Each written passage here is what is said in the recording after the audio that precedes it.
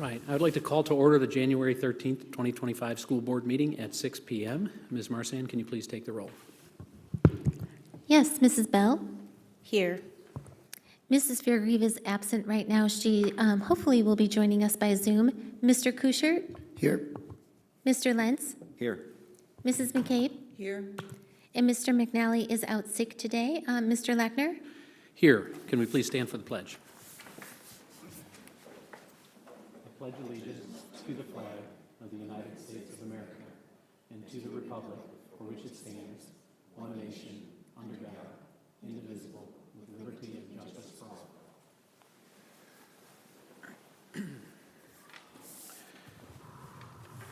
all. Mrs. Fairgrieve is unable to attend tonight's meeting in person. Her exemption does fall within the guidelines of policy 2220, school board meeting procedure. Can I have a motion to allow Heidi Fairgrieve to attend the January 13th, 2025 school board meeting via Zoom?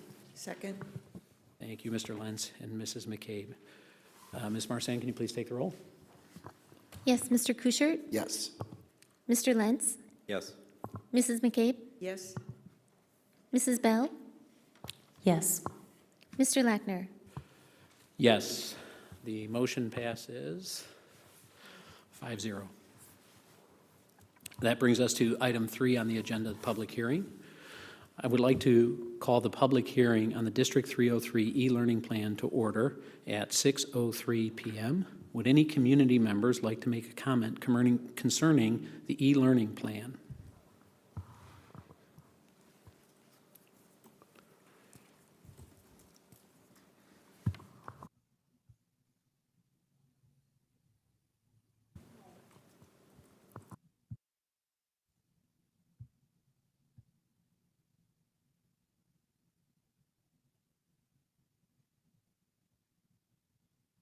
The participation for students who have IEPs and special needs and how those needs will be met under the e-learning plan. I know that there were comments made previously about making accommodations for them and having a case manager assist parents. But it seems like there's not a lot of communication about how exactly that will be happening. Thank you.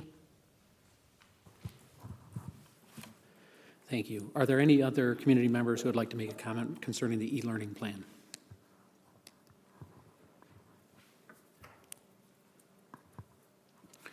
Seeing none, do any of the board members have comments for the public hearing?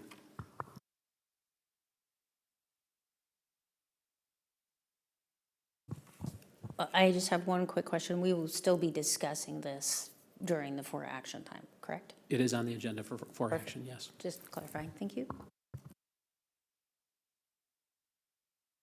Seeing no other comments, the public hearing on the D303 e-learning plan is closed at 6:04 p.m. That brings us to item 4 on the agenda, reports to the board. And Dr. Gordon, the floor is yours for the superintendent's report. Mr. Lackner, thank you so much. Wow, those are powerful.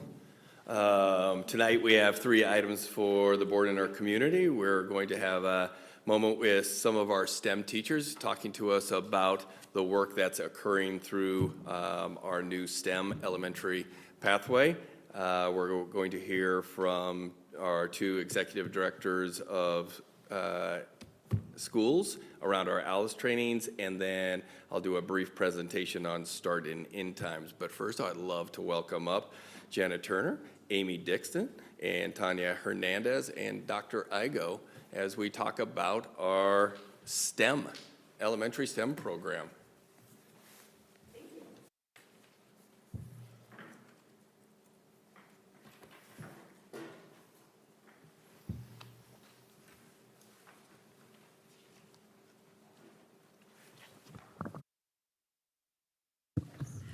Great, good evening. We are excited to be here this evening to share with you an update on our new STEM program for this school year.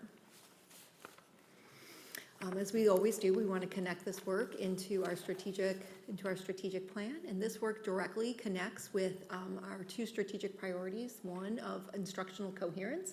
We're going to have the opportunity to share with you that viable curriculum and evidence-based instructional practices, as well as highly effective PLC, so that effective collaboration. This particular team is an exemplar of what PLC should look like. So I'm excited for us to be able to share some of that information tonight. Just kind of a timeline of where we've been and how we got here. So when we negotiated the contract, there was a change in the school day, and within that change in the school day, we went from Empower to STEM. Last school year, this group of teachers really devoted themselves to understanding what does it mean to move to STEM, understanding, writing that curriculum, bringing together resources. They came to the board in April and they provided you with, these are the resources that we're going to use, as well as here's an assessment that we would like to use to help support our work. So tonight, we're just really we really just want to highlight for you what have we been doing and how have we been using those resources. At the heart of the STEM program, what we're really talking about is this idea of a guaranteed and viable curriculum. And what it really does, particularly for our elementary students, is it really makes sure that we have a clear designated time to allow us to engage in the science work, have standards that are similar across, time that is similar, as well as those common end of unit assessments for the very first time that allow us to monitor our progress over time. And so just in kind of thinking about where we're at, we have been administering the inner orbit, which you all approved last spring. And we kind of highlighted fifth grade because fifth grade is the first year to take the Illinois Science Assessment. And you can see we're seeing some nice progress. We have 70% of our students were showing that they were meeting those standards for earth and space science. And we're kind of excited to see now that we have this information and we have it from third grade all the way through high school, we'll be able to start to see as we build this very strong systemic foundation, what does that mean for our kids as they move through our system? Very excited. I'm going to turn this over to these ladies who are going to talk about the work that they're doing because it's very exciting. Thank you. Ooh, that is personal. My name is Tanya Hernandez, and I am the lead STEM teacher for our group. I'm so honored. We have many of them joining us here today, and we are a committed group. This team, when you say that we're one of the best, I definitely want to agree with that. We are dedicated. We have taken Empower, worked very hard last year, taken it through the summer, worked very hard, not paid, all the things, emails, text messages, all the things tirelessly to make sure that was hard work and that we were ready for this school year. We've continued to focus on that viable curriculum for our 4,999 elementary students as of the first day of the second semester. So we are constantly collaborating. We do produce our PLCs through Zoom, so we meet twice a week live on Zoom, and then of course we have our product meetings as well, which definitely goes above that time. So we are so grateful for that PLC time as a team. We really use it to our full benefit, so thank you for that time that has allowed us. These are our teachers, but I do want to point out Mary Lee at Facilities has been instrumental in providing us the resources. If you've ever come and visited a STEM room, it is wall to wall with resources, and the wonderful part about it too is that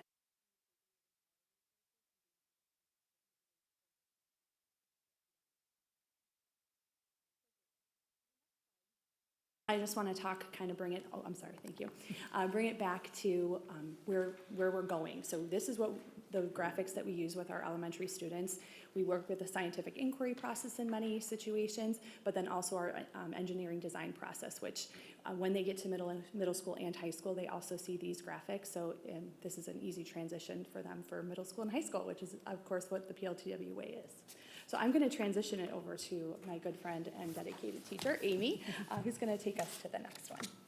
Hi, so I'm Amy Dixon. I am the STEM teacher at Richmond. So I'm going to talk to you guys a little bit about PLTW, which is the curriculum that we adopted to use in the STEM classrooms. It is based around the APB process, which stands for Activity, Problem, and Project. It basically starts very tight, teacher-led with activities. We were teaching students vocabulary and we're building background knowledge for what we're actually going to teach them. Then we move into a project, which is a little bit more open-ended, where they are making meaning and they're doing investigations, and then it ends up with a problem where they're applying everything they've learned in those first 4 parts of the process. So on the next slide, I've kind of broken down the different parts. So this is an example of activities. So very teacher-led, we're doing vocabulary, skills, building background knowledge. So one example would be using weather measurement tools. So what I'm showing you here is 2nd and 3rd grade weather hazards, which was our first trimester unit that we did with 2nd and 3rd grade students. And so one of the activities was to learn all sorts of different weather measurement tools. So this is just one. This is a windsock. We did rain gauges. We did other things. So this would be an example of those activities, teaching the kids how to use them, how to measure, tapping into math skills where they're having to really be able to read that rain gauge and read a thermometer and all of those kinds of things, and tying into other places and aspects of what they're learning.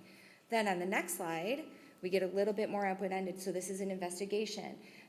This leads up to that final problem where they're going to be building something that I'll show you in a minute. But in order to do that, they had to know which type of soil was going to absorb the most or the least water. So they did an investigation where they were able to put water through different kinds of soils and what's going to happen. So it's a little bit more open-ended, but still somewhat teacher-led, kind of a give and take.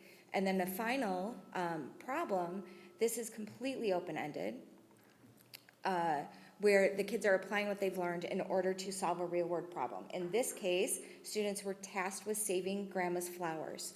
And so they had to build barriers, or they had to use what they learned about flood barriers in order to try to protect those flowers from washing away in a flood. So they took everything that they learned throughout the unit, and then they applied it in this final problem.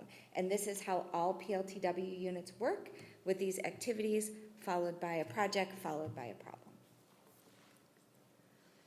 Could I ask a quick question?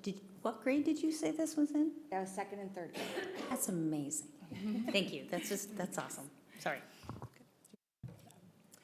So this is an example with our Nearpod, so thank you, Tech Department. We've been using Nearpod a lot to really bring in that hands-on piece so that the students are able to show us their work in live format. So we're not only doing the hands-on projects, but we're also using that technology. When it does need to be very teacher-led, we're able to have the students show us models. So we were talking about properties of view, and they're able to all have their screens up, and we're able to model that in different ways. So Nearpod's been a great resource for us that we're just kind of playing with and working with, especially vocabulary has been really helpful. I believe you have a copy of this slide, and this is a great resource as well that you can click on all these slides. When we're not able to take our students into outer space on our Magic School Bus, we're able to use the pet activities to take them to these different situations. So the first one we were teaching about star brightness and orbits, but being able to use an interactive activity where they are able to press play and manipulate different situations. They're able to go in and play with those a little bit. One of the favorite ones, and especially in 2nd and 3rd, was making we want to sell them simulating. It's not a game, it's simulation. They're manipulating different factors regarding how to make a hurricane, with a tornado as well. And then currently we're using states of matter. Of course, we don't have Bunsen burners in primary and intermediate grades, so we're able to show that with, again, in Nearpod and through PLTW.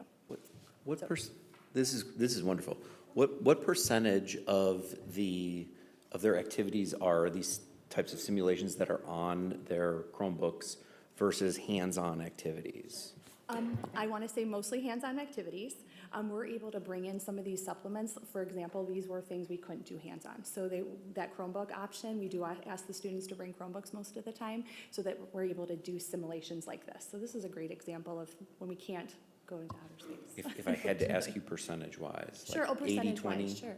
I'd say 80, 75, 80, Okay. just hands-on, and then we supplement with things like this. Awesome, thank you. Yeah, I think it'd be fair to say the first go-to is hands-on. Oh, absolutely. And then if it's not, like, whatever it is, it really isn't capable, then we move to technology. Is that a fair? Oh, yeah, absolutely. And for example, the States of Matter one, we were able to show it with this model, and then we were able to do the example as well. So putting out a cup of water and showing how it evaporates, things like that. Great, good question. Okay. And Ms. Jenna is going to talk about Yep. I'm Jenna Turner.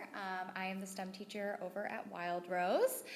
So we're going to do just a little glimpse into a STEM room. I think I muted, there's like 2 videos, I think I muted them so you don't hear kids like yelling and screaming. However, the first little video you're going to see is some K1 students that were exploring our light and sound unit. They had created some instruments, and this is kind of them just showing off some of their awesome, lovely music that they created. They had a parade. Yes. Let's hear those instruments.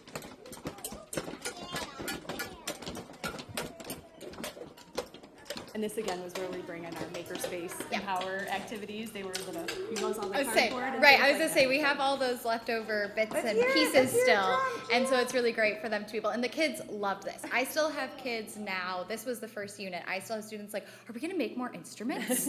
Like, they loved that opportunity, and K&1 getting to do that and bring them home, they love that. And then in the second photo you'll see on that slide is some 4-5 students exploring shadows. That was also in our first unit. More hands-on activities. This is VEX kits. So these are some 2nd, 3rd grade students using our VEX kits, which goes with our current unit that we are in. So they're doing this right now. This was happening in my room today, actually. So these are some awesome things they were working on building inclined planes. Yeah. And it's great because there is an online component with these, which is awesome. The kids were calling them glorified Legos in my room today. They're like, hey, it's like Legos, but cooler. But so it's really neat because the walkthrough of the VEX kits on the PLTW site, you can actually like zoom in on the thing and turn it around and kind of see like how the pieces go together and how it should function. So the kids really do enjoy doing that. And it's nice because it gives them that ability to work on their own and at their own pace at their different tables. So And it's a very good SEL lesson, honestly, and Oh, yeah. executive functioning and how to follow steps and get along and not just hog the pieces and things I was like gonna say, that. and how to work together in a group, that collaboration piece is obviously huge when you pull out the VEX kits because everybody wants to do all of it, so it's great. And then these are some 4-5 students working on chemical reactions also in our current unit, which is matter, properties and reactions. So they were doing some different tests to see what happens when you mix together different ingredients, kind of what ingredients I say, because it was flour and sugar and salt. Made quite the mess, but the kids loved it. And it was great for them to see, you know, what happens to the mass and the volume when you're adding these things together. Does it change? Does it stay the same? Are there any reactions you aren't expecting to see? So that's kind of in these. And then also on the next lesson after this is graphing with pieces of paper and things like that. And then also an extension could be using, you know, Google Sheets to make a graph. And so this would be from our first unit for 4-5, and this was their space museums. This was the problem at the end of the unit, which was that the theory was the class can't go to a planetarium, so you're gonna create your own planetarium. And we actually were able to invite some kindergartners and 1st graders to come to our planetarium. So that's kind of the video you'll see. The 4th and 5th graders loved getting to show off their work to the little kids, and the little kids were like, this is so cool. But this project was, what the problem was incredible. I mean, I know I and several other teachers had students that were coming in before school on their recess, wanting to work on these projects and putting in that extra time and extra effort. I mean, hours of extra time beyond what they needed to, bring things from home, all sorts of excitement around this project. It was definitely a great start to the year, I thought. And lots of, again, empower activities, like when we did electricity, they were making things electrical and using circuits and wanting to use all those things. That was really it was a really great, nice, open-ended, interesting way. And I was very impressed by the amount of facts they actually brought to it. Instead of just making it like, oh, this is a cool, fun diorama of the solar system, they actually really proved their learning in a way that I was really impressed by, and I know the other teachers on the team expressed that they were as well. And later in the year, the kindergarten and 4th grade students that you see viewing this have a space unit. So this is a good kind of intro into where they are going and getting them excited about it as well. Can I just ask a quick question? Just to clarify, I think I know the answer, but kids weren't coming in because they had to and there wasn't enough time to work in the classroom? Oh, absolutely They did it not. because they wanted to? These were kids that were going well above and beyond the scope of the problem, right? Like, they were creating exhibits that were well above and beyond the requirements. They just wanted to. Okay, all right. They were, That's what I they thought you were- said. I just want to be sure. That's No, awesome. no Thank sort you of for providing Of course, yeah, no requirement, and honestly, it was very. Can I come in? Of course, come on in. Yeah, it was very much out of interest, definitely. Awesome, thank you. And so then, just really quick to go over our units that we are doing this year. In K1, it's light and sound, which was our first trimester, so that's complete. Right now, we are in the spatial sense unit, and then we'll wrap up the year with observing the sun, moon, and stars. For 2-3, we started with weather, factors and hazards, and then the second unit that we're in right now is stability, emotions, forces and interactions, and then we end with programming patterns. With 4-5, we started with patterns in the universe. Right now, we are in matters, property, and reactions, and then we are closing out the year with ecosystems, flow of matter and energy, which I love. And we would also like to invite you to come join us at the end of the year.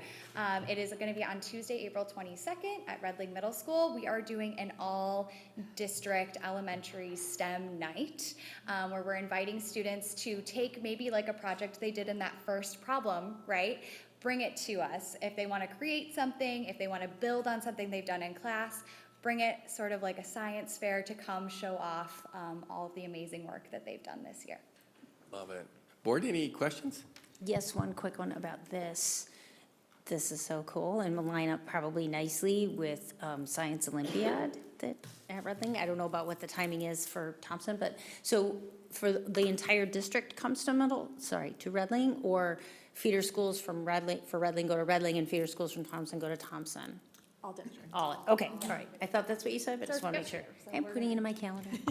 Wonderful, thank you. So mine is, oh, I'm sorry, go ahead, Becky. No, go ahead. Mine was just more of a comment.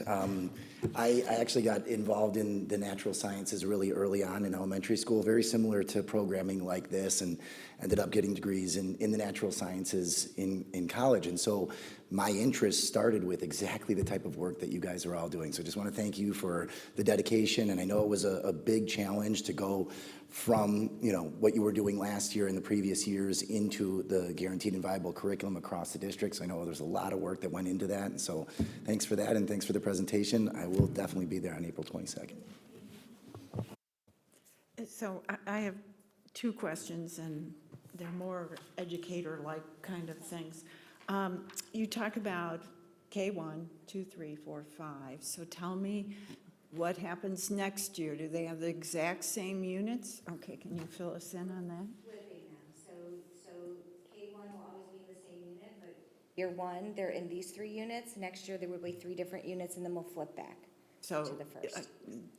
you're in kindergarten and you get that unit, and in first grade, you'll get the next unit, and it just goes up. Okay, that's what I thought. Yeah, okay. Losing in power was big. We understand that. We heard from many parents. I don't think I've ever had so many parents tell us, please don't take this away from us.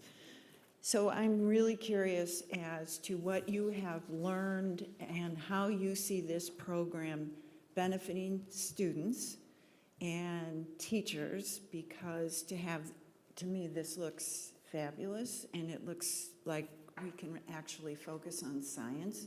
It isn't a last-minute thing that I was an elementary teacher, and I remember it takes a lot of work to get ready to teach science. So what have you learned? What are you hearing? How are you feeling it's rolling out? Speak to that.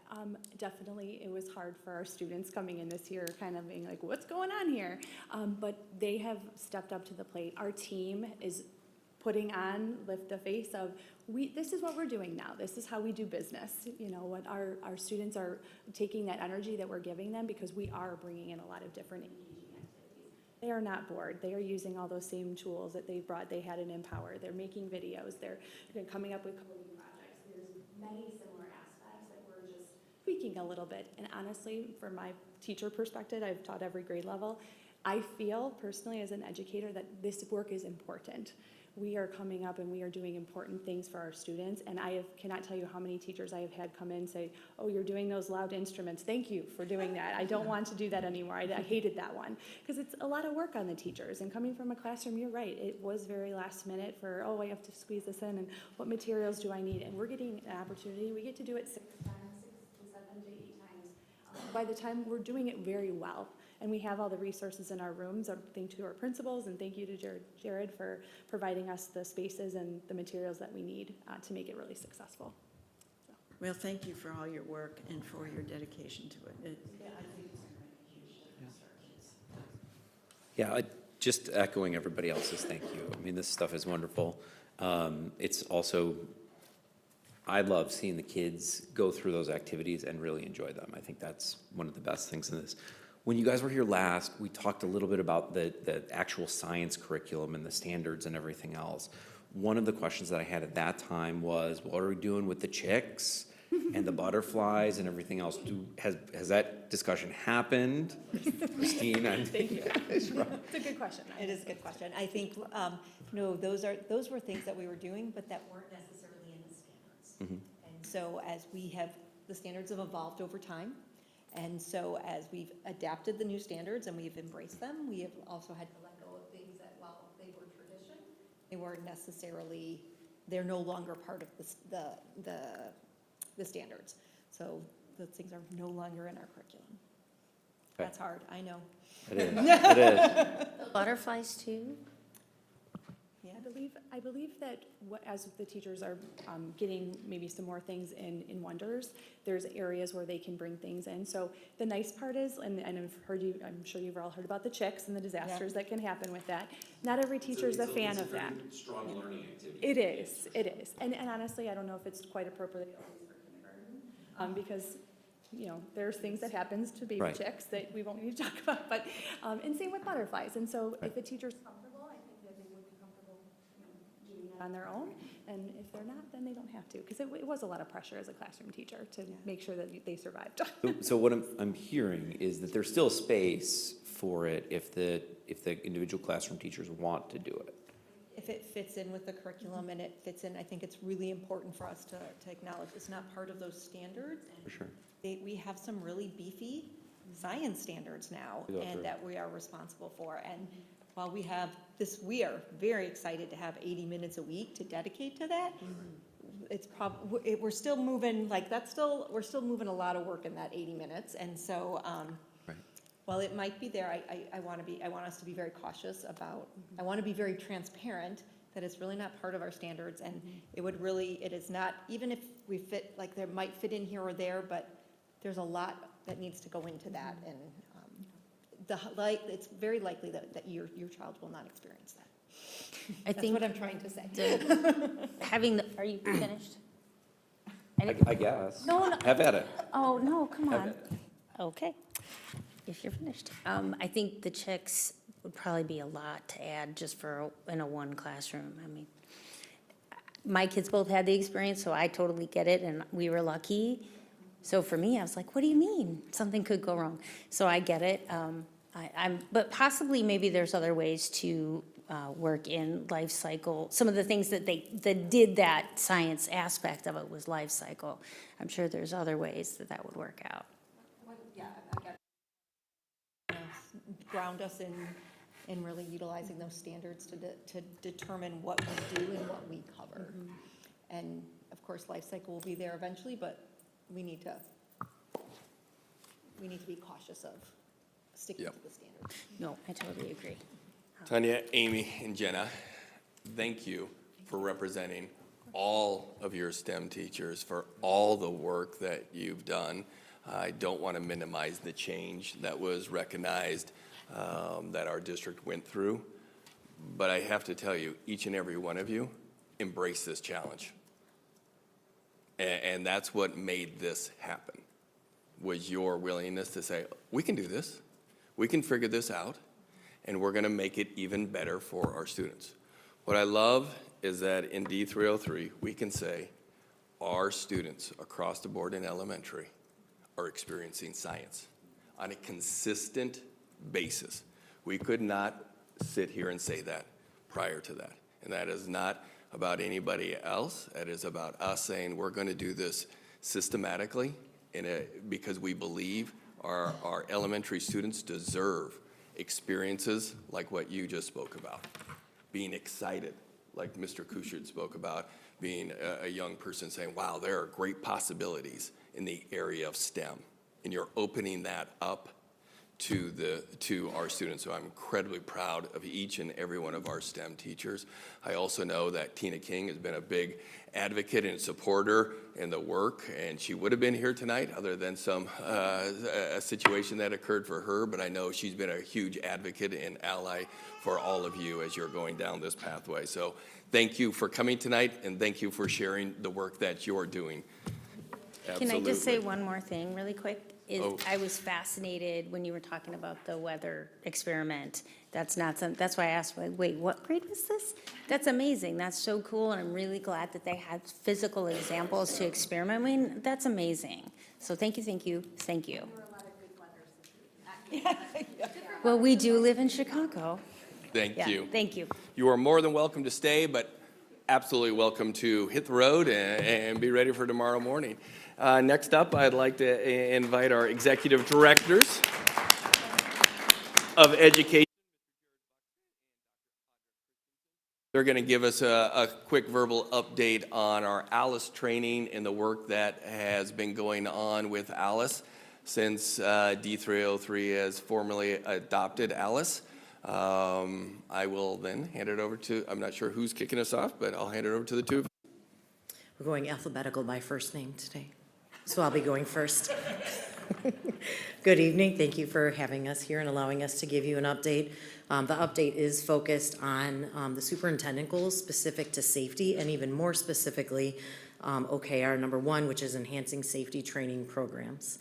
And so, as you know, we had the opportunity to engage in work around ALICE in all of our schools to have a consistent safety protocol and process across the board. There were 3 key results that were associated with this OKR, and one of those key results was the implementation of the training for the staff, that 85% of the school staff by the end of January will have participated in the training. The training through ALICE is all online. I'm super proud to share with you that over 90% of our staff completed that online training prior to the end of September. In addition to that, and when I say all of our staff, I don't just mean building staff, although I do mean teachers, I mean support staff, office staff, teaching assistants, facilities staff, bus drivers, administrators, et cetera. So that is very impressive that 90% of all of D303 staff completed that training. In addition to that, we provided an opportunity for all staff to have some in-person reinforcement of the online training. And so coming up this Friday is our last session of that, and all of our staff will have had the opportunity to attend and participate not only in the online training, but also in the in-person training. At this time, we're going to move through the alphabet to the J's and have Mr. Buxton share. Thank you, Dr. Christensen. So as Dr. Christensen said, this superintendent goal, this objective had 3 key results, and Dr. Christensen talked about hitting that 90% goal, or having 90% with the goal being 85. One of the other key results within that objective is that 90% of our students would engage in the ALICE training by May of 2025. Happy to report progress on that. We've already hit that objective as we concluded all of our student ALICE training by the time we broke for winter break. So we are not just on track, we have already successfully hit that key result.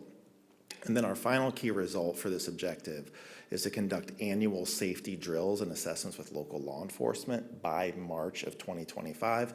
Now that we have the staff trained, now that we have the students trained, we are absolutely on track to hit that goal starting in January to be completed by the end of February.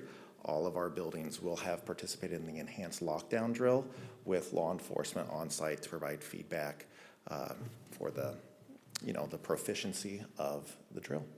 And so happy to report that all 3 of the key results are on track, either already completed or will be completed by the date in the goal. Thank you so much. High-level overview, I mean, very high-level overview of Alice. I should have asked that question on the get-go, just for those who haven't been following a lot of our training and updates on this topic. So Alice is it's a response-based, options-based response protocol for should there be a critical incident at a building. And Alice is simply an acronym that stands for the key components within the thinking framework, with A standing for alert, L standing for lockdown, I standing for inform, C standing for counter, and E standing for evacuate. So these are simply some of the thought processes and trainings that we start with our staff to then bring on to our students. So should there be a critical incident in the building, we are prepared with the different response options that we have at our fingertips to participate in our own survival. Perfect. I think one of the key components is that situational awareness. And so having the training and really building that awareness in a classroom. Where are all the exits? What are ways that we could, if we were to evacuate, that we could? And what are the tools within the classroom that we could access if need be? What are things that we're hearing, kind of leaning into all of our senses to be aware in the classroom, but it also applies outside of the classroom. Can I ask a question? Board, please ask any questions. So the drills, sometimes families are concerned that those drills might be traumatic. Can you just speak to it in general as to what families can kind of expect their kids to go through?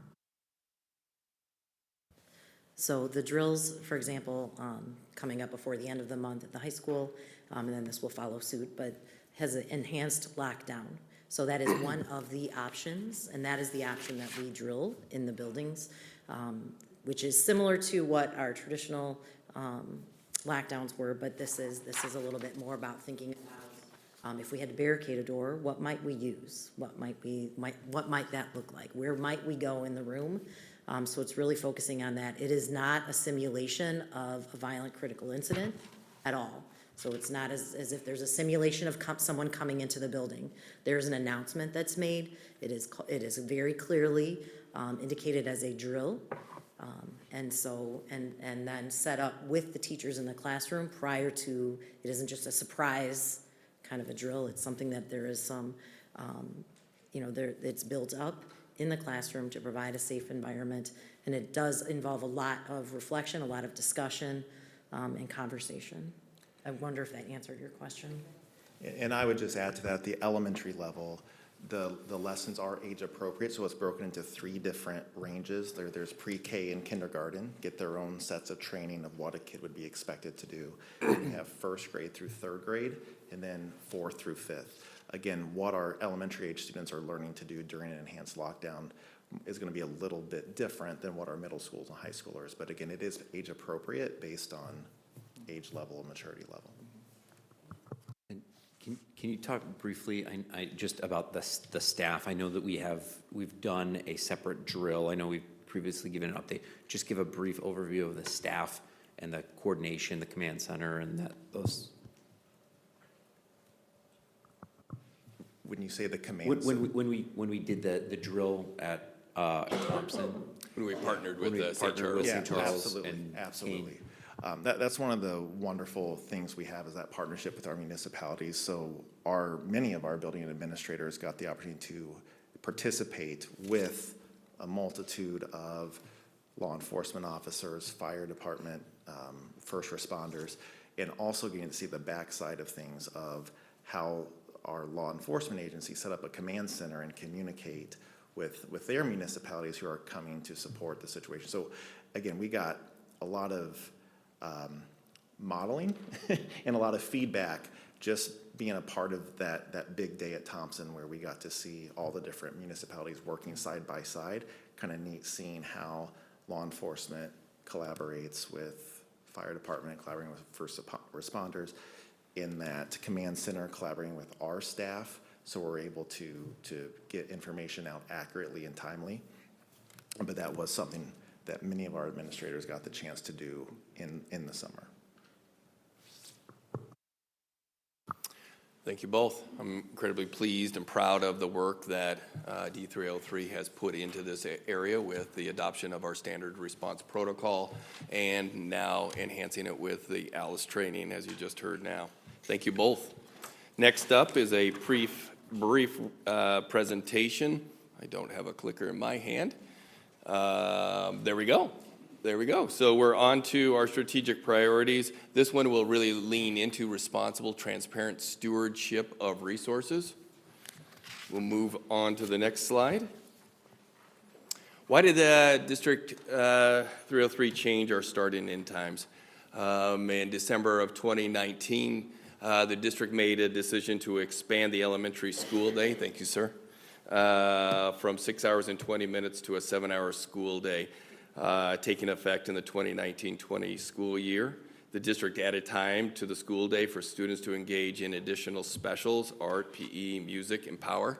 To accommodate the additional time in the school day, the district had to hire a number of additional staff members. What are those implications of a longer elementary school day in the fall of winter of 2022-23? My administration determined that the cost of these additional specials and power classes were not financially sustainable and recommended the elementary school day be shortened to 6 hours and 20 minutes, reducing the need for some of those staff members. There has been some confusion that this was connected to boundaries. It had no connection whatsoever with boundaries. Here are our current start times, as you can see up there. Oh, I apologize, I can see it on my piece of paper. There they are. So there are a number of factors that impact our start and end times, like any school district. One of the bigger factors are the elementary school day has 6 hours and 20 minutes, where our high school and middle school have 7 hours. District 303, we operate our own transportation department. So we operate on a tiered busing system encompassing a high school tier, a middle school tier, and an elementary tier. For maximum bus service efficiency, we must have 35 minutes between each start time by each tier. So that you have to have that in place. You have to. So really, it's a real big math problem. The 6 hours and 20 minutes. The two levels at 7 hours, and then 35 minutes between each one. So on this next slide, so you can see our current schedule on the on my left-hand side there, with the 35-minute periods between the start and the beginning of one level, the high school, and then a 35-minute gap between the middle school, and then a larger gap between the middle and elementary. But then you need those same gaps at the end of the day, the 35-minute gaps at the end of the day that really allow that to occur. So a number of people have asked, hey, tons of research out there on high school starting later. I get it, I've heard it, understand it, but there's also some realities when you're having to deal with this. So when you put a high school start time at 9:05, that would put our middle schools at 7:50 and our elementary starting at 7:15. The reality of an elementary starting at 7:15 pushes our buses, young people going to the bus stop, somewhere right around 6:20. That's the time we have many of our high school students at the bus stops in the morning. So elementary can only be in the first position or the last position. Again, the math problem of having 6 hours and 20 minutes and the 35 minutes. So the only other scenario is scenario 2, where we start high schools at 7:15, middle schools at 9:05, and elementary at 7:50. Problem here is high schools and elementary, we only have a 5-minute gap between the two of them. It doesn't work there. The high school piece in our district, for us, here's some of those changes that we think are pretty significant. Again, elementary, there would be young people at our bus stop, at their bus stop around 6:20. Also, elementary would be dismissed at 1:35 in the afternoon. High school starting at 9. This means that they would dismiss right around 4 p.m., affecting childcare, athletics, arts, clubs, significant challenges. We have roughly 65% of our students at East High School participating in athletics, about 56% at North. And I recognize not everything is about athletics or after-school activities, but there is some reality that we have a number of young people who do participate in these activities. I will just bring up one piece. We have a lot of stacking of practice times, which makes it incredibly challenging. There's an aspect at North High School that makes it even more challenging. Without having a field house, they have other issues than East does. East is able to use that field house, have multiple groups in there and doing those pieces, where North would be practicing very late into the evening. These were all the considerations that we went through when trying to figure these pieces out. People said, let's go away from the 3-tier busing system. That is in the clicker. That's significant amount of dollars being expensed there. We would have to need 25 to 45 new routes depending on grade level in the pairings. The cost, we'd need additional buses, roughly $3.7 million for 25 buses, additional cost for additional staff. And remember, we've enhanced our bus driver work package, so they have 6 hours of work to ensure that we have the number of drivers we have in D303, which other districts don't have. But you're looking at another $1.4 million in salaries and benefits there. All of this to say, I mean, it's a really complicated situation, and I do recognize that there is some research on high school students starting later. But when we factor in all of these other areas, we still believe that our current start times and end times are the right start and end times for where we're at this moment in time. I do not see a significant change in these start and end times around moving tiers, an elementary movement in the first position or high school moving into the last position. Where I sit today, I've not heard that from our board to make any of those adjustments. The board asked for a quick update on start and end times, but I'll hand it over to the board if you have any questions for me. Thank you, Paul. I think one of the things that we've heard in the community is concern, like, hey, did you just make this decision? No, there was a lot of analysis, as you've seen, that went into this.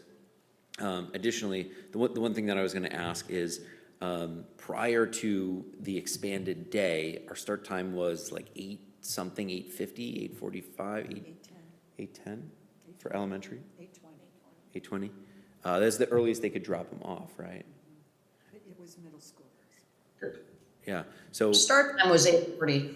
Got it. Heidi, voice from above. Thank you. And one of the things that we found during that investigation and going back to it, can you add a little bit about that middle school? Yes. Yeah. Thank you for that. Yeah. We've definitely had a number of people reach out and say, but we used to do this. We used to have these same times, but it really didn't work. I mean, Mr. Buxton was a middle school teacher there at the time. When we would ask our middle school students, they would be dismissed, but it would be literally 20 to 30 minutes before a bus would arrive for pickup. So our middle school students who were taking transportation would literally have to be held for another additional 20 to 30 minutes before the buses arrive there. Is that correct? Because this is in a way back time before Paul Gordon. That is correct. Yep, I would appreciate it. And it's been a while since I've been a sixth grade teacher, but I do believe so at that time, the elementary 6-hour and 20-minute day was 8:40 to 3 o'clock. The middle school 7-hour day was 8:20 to 3:20. So you'll notice the first nuance there is only 20 minutes between rounds as opposed to the 35 minimum that we're operating under. because of those 20-minute rounds, a lot of waiting around supervision for our middle school students who were dismissed at 3:20, but because elementary dismissed at 3 and they needed time to conclude those routes and make it back to the middle schools, it led to significant amounts of time and supervision. And where did those kids get housed once they were dismissed? On the field, yeah, outside. Outside, Yeah. on the tennis courts? Yeah. Like a prison yard, perhaps? Yeah. We really did think long and hard. I mean, we ran every scenario possible and really worked closely with our transportation department because we knew the impact of it. The hard part is there wasn't a whole lot of scenarios to choose from a best case scenario. Where we're running is the best case scenario. We don't believe having elementary students out at bus stops at 6:20, nor having elementary students released at 1:35 is appropriate. So that's why we're very confident in where we're at and the decisions that were made on our start and end times.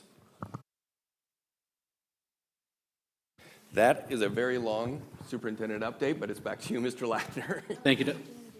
Oh, Can I just? Yes, Ms. Fairgrave, sorry. I really just wanted to make a comment to thank you. Thank you and the team for taking a look at the high school and also elementary, middle school start times. I know it was something that I was very interested in, and I appreciate you doing the math exercise as far as the financial implications as well. So thank you. You're welcome. Mr. Lackner, over to you. That brings us to board member reports from committees. We have L&T first. We're good. Went a little longer. So L&T. So we had a joint committee. I think Mr. Lentz is going to take it from the top, and then I can chime in if necessary. Yeah, thank you. Yeah, it was, so we had our first combined L&T and business services meeting, because business services at the end of the year doesn't have a lot to talk about. We've already settled most of the business, and we're about to start the budget process. We had a very nice presentation from administration about the multilingual program, the dual language, and went through that, and administration came back and said, listen, you guys have asked us to solve this problem and to look at our programs here. We want to take the time to do this right and use you're having us pay to be trained on the academic ROI process. And they came back and they brought a presentation of what academic ROI is, along with modeling the problem that we were talking about into that. And have them came back with a timeline for when they're going to present back to us the update of it. The part that I liked about it was that, because we're paying for the training and everything else, and we have the consultants, we actually get to help them fit in and use that as a as a learning exercise with the experts as well. So it was very exciting to hear. I know that there's been a lot of requests for when are we going to get an answer on this and everything else. I do appreciate, and this is just me, not the committee report part of it, but I appreciate us taking the time and not rushing into an answer. So, Mr. Kushner, I don't know if you want to add additional from the L&T side. I mean, that was the meat and potatoes of what we just discussed with the AROI process. Exactly what I was going to say, so well done. We also did discuss the e-learning days in lieu of emergency days, so that's on the agenda for action, I believe, this evening. So we discussed that, kind of the opportunity to avoid losing learning by pushing those days towards the tail end. We had some good discussion amongst the board members, making sure that the teachers were on board with the process, and there's been robust discussion both at the table and behind the scenes to ensure that we're doing this correctly. And so I think we'll have maybe a little bit more discussion about that tonight. I think that's pretty much the meat and potatoes of what we discussed. There was that Microsoft Select agreement, which I think is on consent agenda.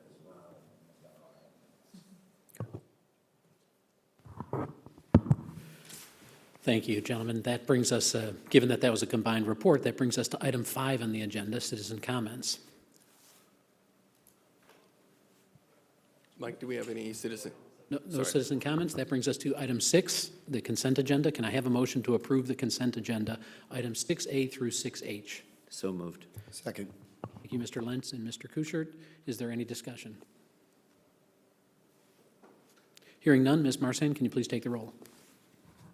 Mr. Lentz? Yes. Mrs. McCabe? Yes. Mrs. Bell? Yes. Mrs. Fairgrave? Yes. Mr. Kuchert? Yes. Mr. Lackner? Yes, the motion passes 6-0. That brings us to item 7 for action. Can I have a motion to approve the 3-year D303 e-learning plan? So moved. Second. Thank you, Mr. Lentz and Mrs. McCabe. Is there any discussion? Just want to highlight for the board that we are going to pause full implementation until February 1st. As Mr. Kuchert indicated in his committee report, we still have some more work to do with our associations, making sure everybody's in line, we have the right work, each role and responsibility is clearly taken care of and communicated. So we will be communicating out to our community and our staff tomorrow about the overarching plan we're working through and still working behind the scenes with our different associations to ensure everybody has the roles, the responsibilities, everything in alignment. So pleased with that work, but we are going to hold until February 1st. Hopefully, there is no weather that is significant enough that would have me consider calling it a weather-related day. But if there is, We will have a snow day. So I'm glad that we are you're waiting and holding off a little bit, because for me personally, it just seems a little disjointed to be doing this, having this discussion mid-winter. I know that comes along with the timing of when this needed to come up. However, maybe in future years, it can happen a little sooner, just so it's not midwinter. So you're not falling into this, we're hoping for only snow on Friday evening after 10 PM, because that's how the weather goes here in Chicago usually. But I want to be sure that there's a feedback loop to the board, making sure that we've heard, administration has heard from all the unions, that everybody's a go. Because the last thing I want to do is roll out an e-learning day when staff is not fully prepared and fully ready, because then that's not what the student experience should be. And I don't want it to just be, here, take these 3 worksheets or whatever. I mean, I just want to make sure that we have a feedback loop to the board and then the community knowing, yep, we're definitely a go. It's February 1st, we're good. Yes, there will be a feedback loop for the board. Well, and I just wanted to say thanks for taking that additional time to work with all of the stakeholders. And we had a public comment this evening regarding just ensuring that the processes are thorough and there's no loss of learning. And so I know we're taking that extra time in order to do exactly that. So thanks for doing that, and we look forward to hearing more about it. Go ahead, Becky. I was going to tag on to what Mr. Kuchert said. Since it came up in the public hearing about students with IEPs, will we have some way of informing parents prior to an e-learning day what they can expect their students? Yes, absolutely. That's that communication we're working on. So you'll get, a general overview tomorrow, but you will have, in the coming weeks, you'll have much more information, a little bit more detail about what does that look like. Again, the main tool will be through our Schoology. We'll also have opportunities for students to engage with teachers for support and other avenues. So we'll ensure all of that is taken care of. Well, then that would be the feedback loop, so perfect. Thank you. Just real quick, that doesn't, the administration deciding that we're ready to go doesn't impact our approval process with the state, correct? Correct. Okay. Tonight's plan does not have a start date on it like February 1st, so yeah. Okay. By the board taking action tonight, that just signifies to the state that we've hit all of our markers. So the board can't approve this tonight, but we'll take care of all the other logistics. Got it. Behind the scenes and ready to roll for February I 1st. thought I remembered from the conversation that there was that you guys were gonna start the timeline with the state, and then we had like 30 days, and then we made a comment, what if there's a snow day, right? So we have that, and then that's your decision of when you think, when staff is going to be fully ready and prepared to implement. Correct. Okay, thank you for clarifying. Thank you.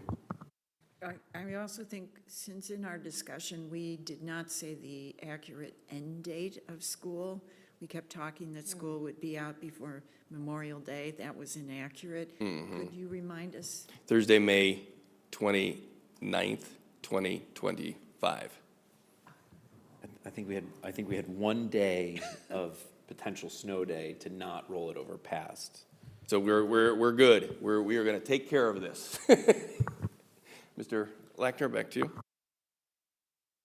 Seeing no other comments, I'll call the question. Ms. Marsan, can you please take the roll? Yes, Mrs. McCabe? Yes. Mrs. Bell? Yes. Mrs. Fairgrieve? Yes. Mr. Kuschert? Yes. Mr. Lentz? Yes. Mr. Lackner? Yes, the motion passes 6-0. That brings us to item 8 for information. There are 4 items included in the packet that are for information only. They are the D303 financial report, the Mid-Valley financial report, Freedom of Information Act requests, and district enrollment summary. That brings us to item 9 on the agenda, new business. Do any board members have new business that they'd like to introduce tonight? Seeing none, that brings us to item 10, the end of the meeting citizen comments. We have no citizen comments for the end of the meeting. That brings us to adjournment. Can I have a motion to adjourn the January 13th, 2025 school board meeting? So moved. Second. Thank you, Mr. Lentz and Mr. Kuschert. Ms. Marsan, please take the roll. Mrs. Bell? Yes. Mrs. Fairgrieve? Yes. Mr. Kuschert? Yes. Mr. Lentz? Yes. Mrs. McCabe? Yes. Mr. Lackner? Yes, the meeting is adjourned at 7:02.